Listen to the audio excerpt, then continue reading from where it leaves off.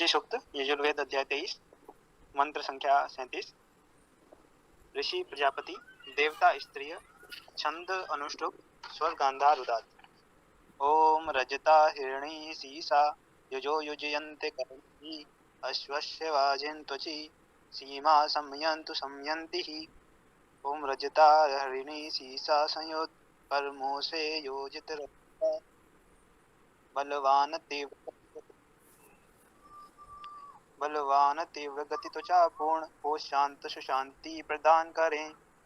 मंत्रार्थ रजता रंजन करने वाले रंगने वाले, हिरणी हरणशील, शीशा संबंधी बंधनकारी, जो संयुक्त करने वाले, कर्म भी कर्मों द्वारा युजयन्ते संयुक्त करते हैं, अश्वस्य तीव्र गति युक्त व्यापक का, वाजिनः बलशाली वेगवान के, त्वचई आच्छादन आवरण में, सीमा संपूर्ण, शमयंती कल्याणकारी शांति में शमनकारी, शमयंतु कल्याण करें शांति करें शमन करें।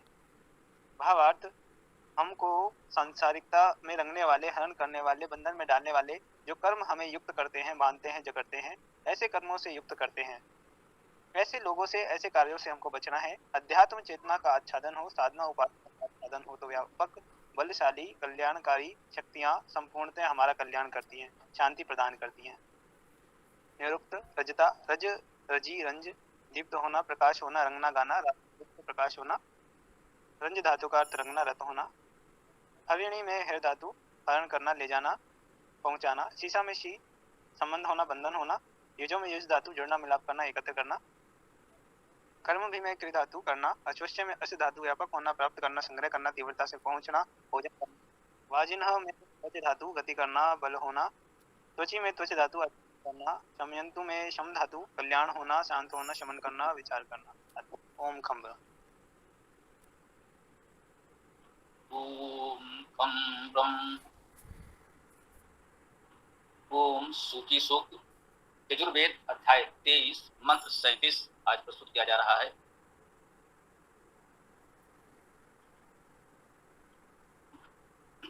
इस मंत्र में भी ऋषि प्रजापति है, हम लोग बहुत चर्चा कर चुके हैं। देवता स्त्रियां इस मंत्र की देवता है, अर्थात इस मंत्र में जो मुख्य बात हम कहेंगे, जो हमारा लक्ष्य होगा, वो स्त्रियां हैं।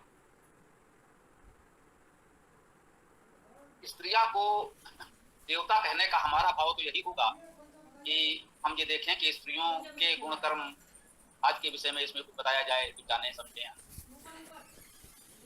ये इन गुणों को स्त्रियों से संबंधित करें, ऐसा भी समझ सकते हैं।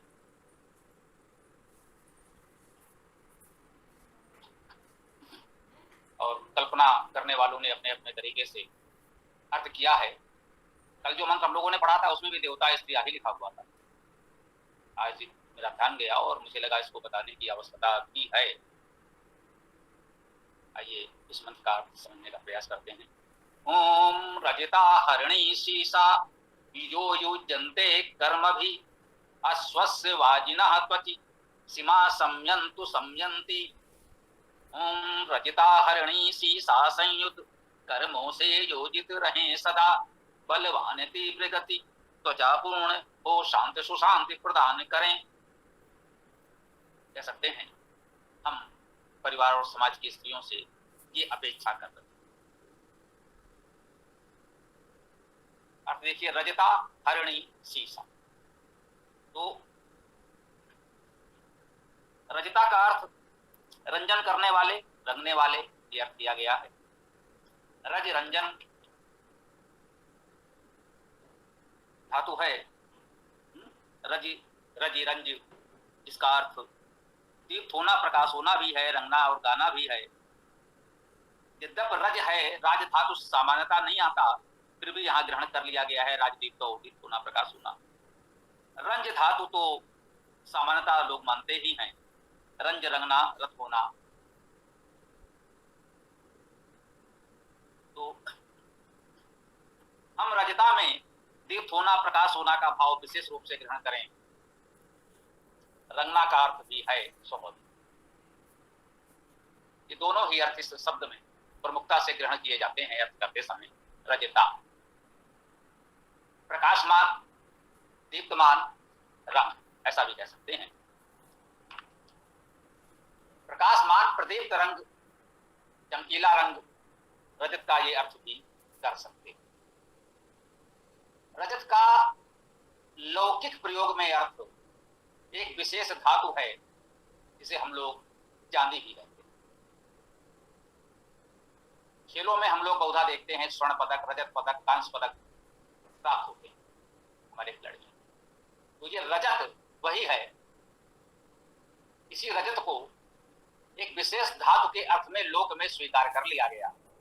जैसा कि हमारा निवेदन रहता है कि वेद में हम उसका धातु जो शाब्दिक अर्थ ही प्रमुखता से स्वीकार करते हैं, लोक में उन गुणों के आधार पर किसी विशेष वस्तु का नामकरण कर दिया गया है तो उस शब्द के उच्चारण से वो वस्तु विशेष का ध्यान आएगा, स्वाभाविक है। लोक के लिए वह उपयुक्त है, उसके बिना लोक व्यवहार नहीं चल सकता। वेद का अर्थ करते समय धातु अर्थ महत्वपूर्ण। हम लौकिक अर्थ पर चर्चा करेंगे। हरिणी, हरणशील, हरण करने वाले, हरण करना, ले जाना, इस धातु का हरि धातु है, यही अर्थ होगा। हरण कर लेना, ले जाना, पहुंचाना कहीं। अब ये सकारात्मक और नकारात्मक दोनों अर्थों में हो सकता है। अब देखिए, हम ईश्वर को हरि नाम से पुकारते हैं, हे हरि, हरिओम बोलते हैं, हरि कहते हैं। ये वही हरि है। हरिणी यहां लिखा हुआ है, स्त्रीलिंग हो गया है, ऐसा ही माने। हरण करने वाली, हरणशील, तो हरि का क्या अर्थ हुआ? हरण करने वाले। जो हमारे दुख कष्ट चिंता तनाव का हरण करें उन्हें भी हम हरि कहते हैं। जो किसी व्यक्ति वस्तु का हरण करें लोक में, उसे भी हरि कहते हैं। जैसे सीता हरण जिसने किया वो सीता का हरि चौंकिएगा नहीं। शाब्दिक अर्थ जो उसका हरण कर ले जाता है। जैसा कि हमने कहा, सीता हरण यहां नकारात्मक अर्थ में है। किसी ने एक अपराध भाव से अपराध के रूप में सीता का हरण, कृष्ण ने रुक्मिणी का हरण किया, अर्जुन ने सुभद्रा का हरण किया, पृथ्वीराज ने संयुक्ता का हरण किया, बड़े गौरव के साथ भी पढ़ाया गया। तो जब हम वेद की चर्चा कर रहे होंगे तो शब्द का शाब्दिक अर्थ लेंगे, ऐसा कोई पूर्वाग्रह हमारे मन में नहीं आना चाहिए। हरणशील शाब्दिक अर्थ है, ये नकारात्मक या सकारात्मक कोई भी ऐसी भावना हमारे मन में इसके प्रति नहीं आनी चाहिए।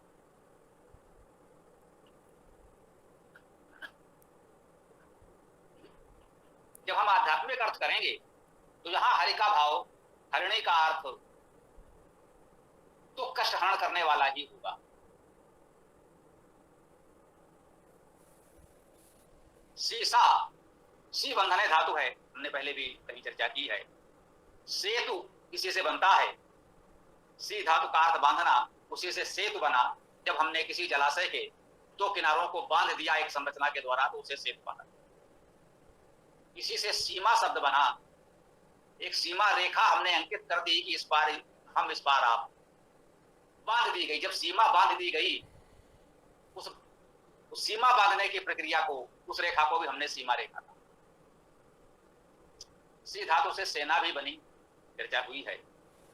तो सीसा का अर्थ हुआ बंधनकारी, संबंधी, संबंध करने वाली। हम स्त्रियों से क्या अपेक्षा कर रहे हैं? प्रकाशमान हो, हरणशील हो, हमारे स्नेह से चित्त का हरण कर ले, वो भी तो हरिणी। और सीसा हमको, परिवार को जो बांध कर रखे, स्त्रियों का ये बड़ा कार्य है। पूरा परिवार उसी से बंधा होता है, अन्यथा बिखर जाएगा। पुरुषों का अहम टकराता है, स्त्रियां अपने स्नेह से सबको बांध कर रखती हैं। माँ हो, बहन हो, पत्नी हो, पुत्री हो, किसी भी रूप में हो, ये सामान्यतः परिवारों में हमें देखने को मिलता है। अतः हमने सीसा विशेषण या गुण भी यहां वर्णन किया है। युजो, युज्यते, युजन्ते कर्म। युजो, युज धातु का अर्थ भी जोड़ना है, तो युजो का अर्थ हो गया जोड़ने वाले। युजन्ते, जोड़ते हैं, ये क्रिया प्रयोग हो गया। जो जोड़ने वाले हैं वे जोड़ते हैं। कैसे जोड़ते हैं? कर्म भी, कर्मों द्वारा, तृतीया बहुवचन। जो जोड़ने वाले हैं, जिनमें सबको जोड़ने की भावना है, वे अपने कर्मों से सबको जोड़ते हैं, परिवार को, समाज को जोड़ कर चलते हैं अपने कर्मों से। केवल नारे लगाकर भाषण देकर नहीं जोड़ा जा सकता। इस समाज को, राष्ट्र को जोड़ना है तो वो जोड़ने का भाव हमारे कर्मों में दिखना चाहिए। तो मंत्र कहता है कि जो युज्यन्ते कर्म भी, जोड़ने वाले कर्मों से जोड़ते हैं, वैसे कर्म करते हैं कि परिवार, समाज, राष्ट्र जुड़ जाए।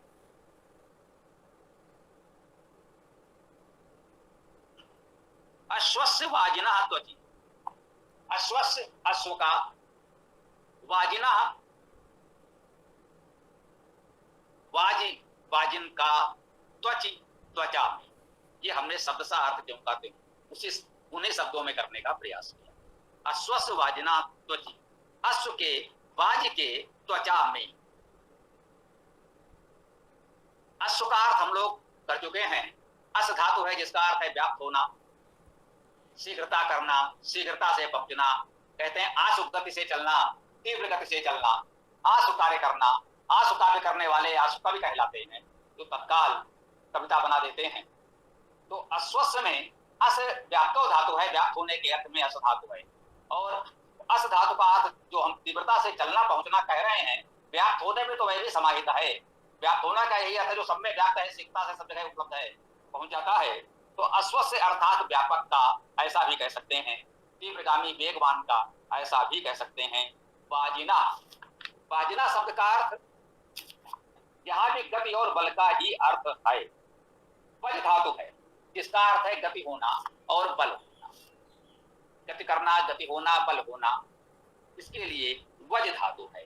वाजना शब्द अर्थात बलवान, वेगवान का। अश्वस्य में हमने व्यापकता को प्रमुखता दी, व्यापक का, यहां पर बलवान का, वेगवान का, त्वचा में। त्वचा क्या है? त्वच धातु का अर्थ आच्छादित करना है, जो आच्छादन है वो त्वचा है। स्पष्ट है कि जो हमारे शरीर का प्राकृतिक आच्छादन है उसे हम त्वचा कहते हैं। जैसा कि हमने कहा कि लोक व्यवहार में उस धातु अर्थ को ध्यान में रखते हुए, गुणों को ध्यान में रखते हुए किसी व्यक्ति वस्तु का हम नामकरण कर देते हैं कि इसको इस नाम से जाने। हमने कह दिया कि इसको हम अब त्वचा कहेंगे, इसको हम आवरण आच्छादन भी कह सकते थे, लेकिन एक निश्चित कर दिया कि इसको हम त्वचा कहेंगे। तो अब सामान्यतः लोक व्यवहार में जब हम त्वचा कहते हैं तो शरीर के इसी अंग, इसी भाग का ध्यान आता है। ये लोक व्यवहार के लिए आवश्यक है।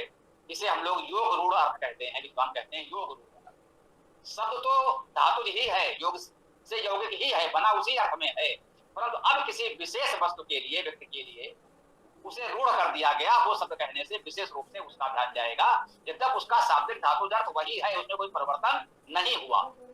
उनको ध्यान में रखते हुए बस किसी का नाम निश्चित कर दिया गया। तो त्वचि, त्वक या त्वच शब्द है, उसका सप्तमी एक वचन रूप है त्वचि अर्थात त्वचा। तो अश्व के, बलवान वेगवान के त्वचा में। सीमा सम्यंतु, सम्यंती, सीमा सर्वनाम है। इस सर्वनाम का अर्थ क्या हुआ? सीमा, सिम शब्द आप लोग जानते हैं, सिम से ही तो सारे कार्य समय हम लोग करते हैं, सिम से ही तो हमारा आपका ये संपर्क हो रहा है। तो ये सिम क्या है? सिम का अर्थ है संपूर्ण, ये सर्वनाम है। इसी सिम में आपकी संपूर्ण जानकारी है, संभाल कर रखिए। कहते हैं डाटा लीक हो सकता है, लोग ले जा सकते हैं, उसे बचाना। सिम का अर्थ है संपूर्ण। इस सिम में हमारी संपूर्ण जानकारी है, इसलिए इस वस्तु का नाम सिम रख दिया गया। लोक व्यवहार शाब्दिक अर्थ में सिम का अर्थ है संपूर्ण, और जिस छोटी सी वस्तु में हमारे संबंधित सभी जानकारियां समाहित कर दी गई हैं, उसको हमने लोक व्यवहार में उस वस्तु का नाम सिम रख दिया। यहाँ पर सीमा जब हम कह रहे हैं, वेद में अर्थ कर रहे हैं, तो यहाँ यही अर्थ हुआ, सीमा का अर्थ संपूर्ण। ये सिम का भी बहुवचन, संपूर्ण का भी बहुवचन है। संपूर्ण में तो सब कुछ आ ही गया, यदि कुछ रह गया हो तो उसका भी बहुवचन बना दिया गया, कुछ भी शेष नहीं रहा। सीमा का अर्थ संपूर्ण। सम्यंतु, समन करें, शांत करें, कल्याण करें। सम्यंती, समन करने वाले, शांत करने वाले, कल्याण करने वाले। सीमा सम्यंतु सम्यंती, जो सम्यंती हैं, समन करने वाले हैं, शांत करने वाले हैं, कल्याण करने वाले हैं, वे सीमा संपूर्ण रूप से सम्यंतु, हमारा कल्याण करें, शांति करें, समन करें। यह इस मंत्र का भाव आज हम लोगों ने समझा। हम अपने बात को यहाँ विराम देते हैं। आगे आप लोग अपने प्रश्नोत्तर सत्र में जो चाहें चर्चा कर सकते हैं।